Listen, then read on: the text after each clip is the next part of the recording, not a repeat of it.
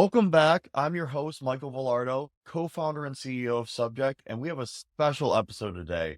On the Subject is all about highlighting the most innovative educators in the United States and beyond. We have admiration to be able to build a globally iconic education brand one day. But for now, we're in beautiful Michigan with an incredible leader who's been all over the place in incredible institutions like Eastern Michigan, Grand Valley State, and Michigan State, Go Green.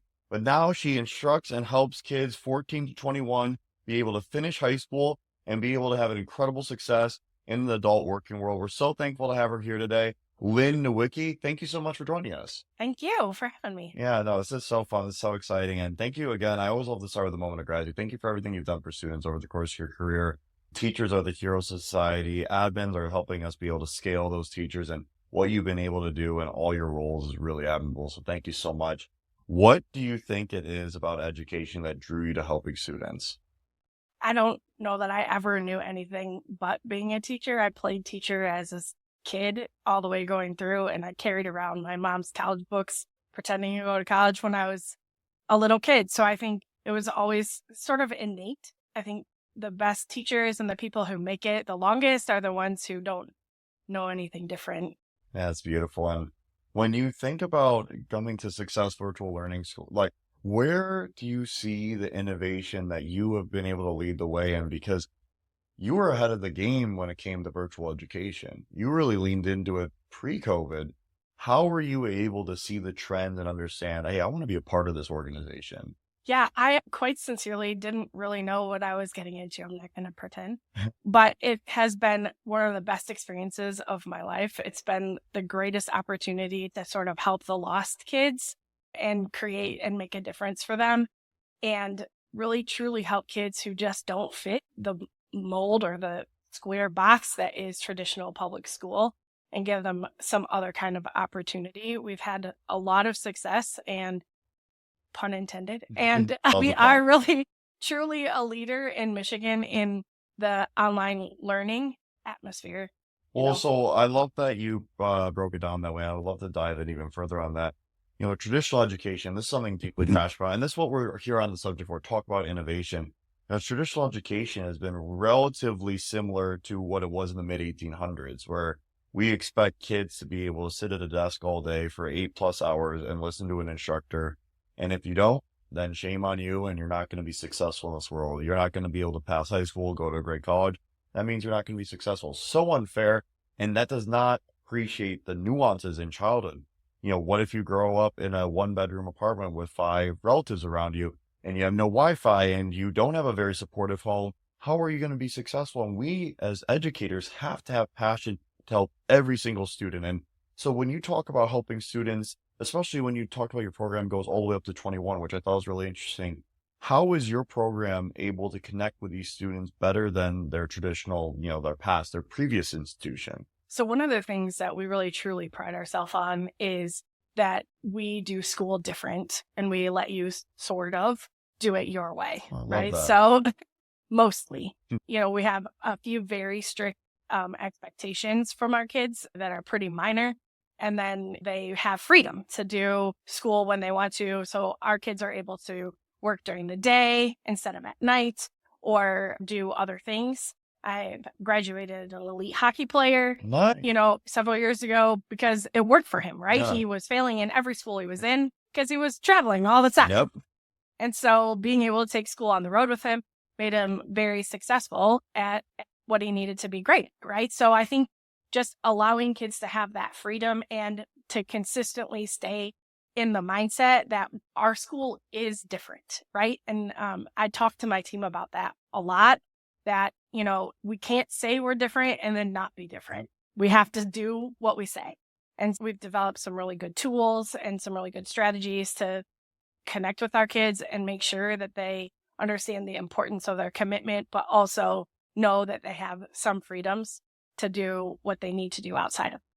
So when you talk about being able to lean into being different, that's beautiful. I love that. And that's something that we want to own as well. You always want to be able to be comfortable having disagreement.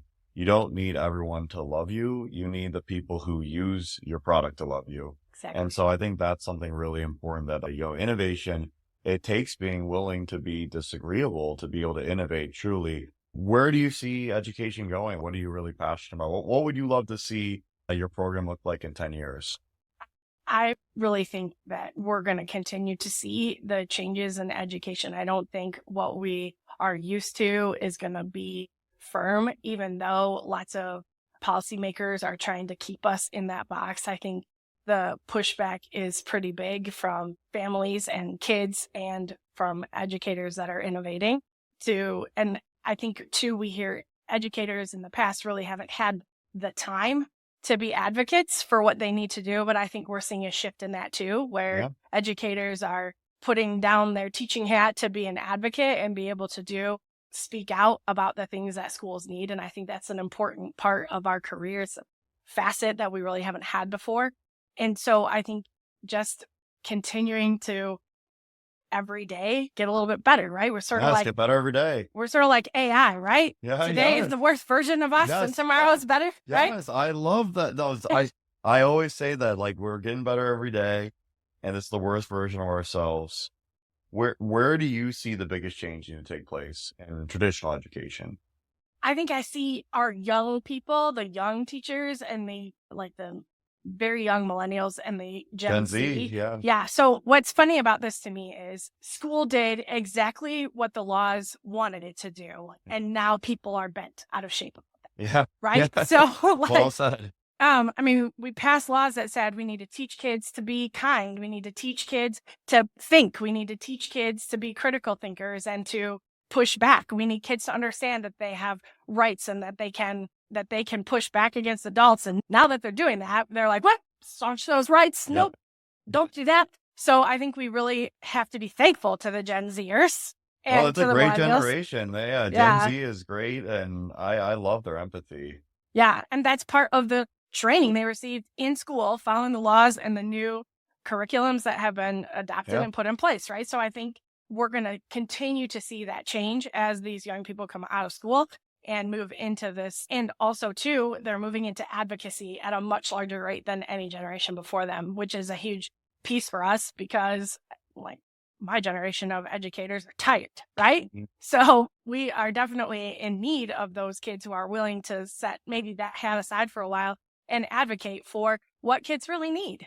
Yeah, no, I think advocacy is so powerful, and I'm really excited to see more and more, students graduate and become teachers because, they've grown up with Netflix, they've grown up with Instagram, they've grown up with TikTok.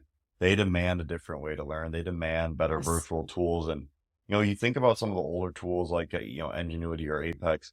When did you first hear of those tools and what was your experience with them? So we actually are currently in use with Ingenuity. Oh, okay.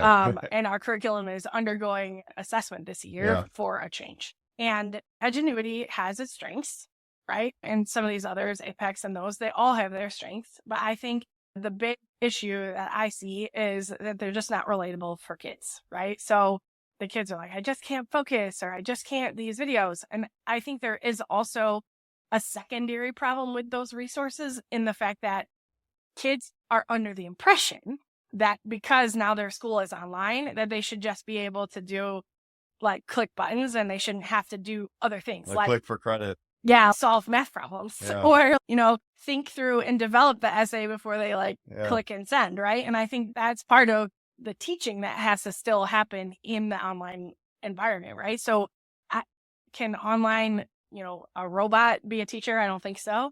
I think there still is a requirement for somebody to be there to support kids and to teach with compassion, right? But I think, the important thing is for us to meet kids where they're at. And I don't know that all resources are able to do that any longer, including the teachers in the buildings. 1,000,000%. And I completely agree with you. And that's why it's so special to have you here today, because the in-person connection it's different. You need to be able to have some type of emotional rapport with people. And so that's our whole approach is, hey, it's proven statistically over many decades that one-on-one tutoring is the most impactful part of a student journey by far.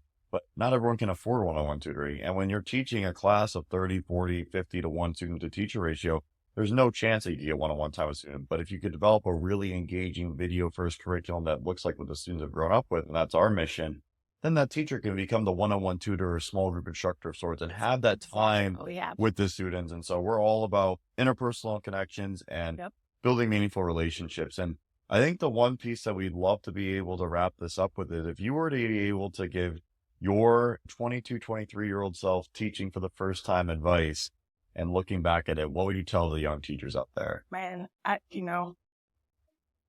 it's a good question. It helps us retrospect a bit. Like, hey, what would we do if we were to look back? So to be fair, I'm a second career teacher. So. Oh, congratulations. Thank Beautiful. You. So what would you tell someone who's going to make that pivot? If you just speak in that camera and say, hey, you may not be happy in your current career, you should try teaching because it will change so many young people's lives. How would you go about doing that second career switch again? I can tell you, I made the second career switch because I couldn't be successful in the job I was in because my heart was in teaching. And so I would tell you first, if you've grown up knowing that this is where you should be, find a way to do it because you're going to make a difference. And the next thing I would say is really, truly have passion and understand kids are the same.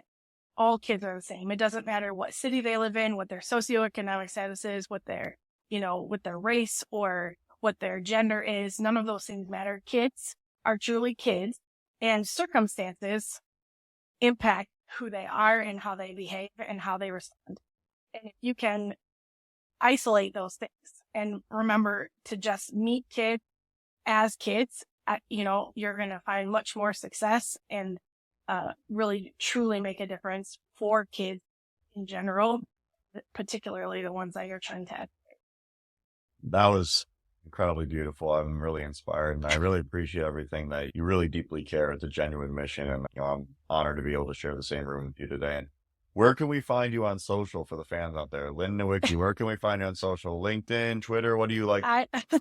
So I have those things. I'm not very good at social, but this podcast might blow up. You might So I do have Twitter, I do have LinkedIn, I do have TikTok, I do have Instagram, and most likely you're going to find me under Nowicki. That's Nowicki. You can find it here first. Nowicki. LinkedIn, Twitter, Instagram, TikTok, Facebook. What's your favorite one of all those? I don't know. I TikTok quite a bit. I don't make as many videos as I watch, but I love watching the videos. They're very engaging. Yeah, but I don't know. I use them all sort of the same. Yeah. I work 70 hours a week. So I love it. Look, the passion. See, that's what it's all about. You work, and if you find passion in your work, working 70 hours a week is much easier than working 20 hours a week on something you hate. Oh, for sure. It's not even close. And that's what I always try to tell young people is like, hey, find something that you enjoy working, like we say, 60 plus hours a week at a subject. And trust me, if you work 20 hours doing something you hate, it's way slower pace. So, but we're so thankful for Lynne joining us today. This is another incredible episode of On the Subject. You can find her on social, and we're so indebted and grateful for everything you're doing to help students. And we're really excited to be able to learn more part of your journey next time we talk. Thank you for having us today. Thank you. Thank you.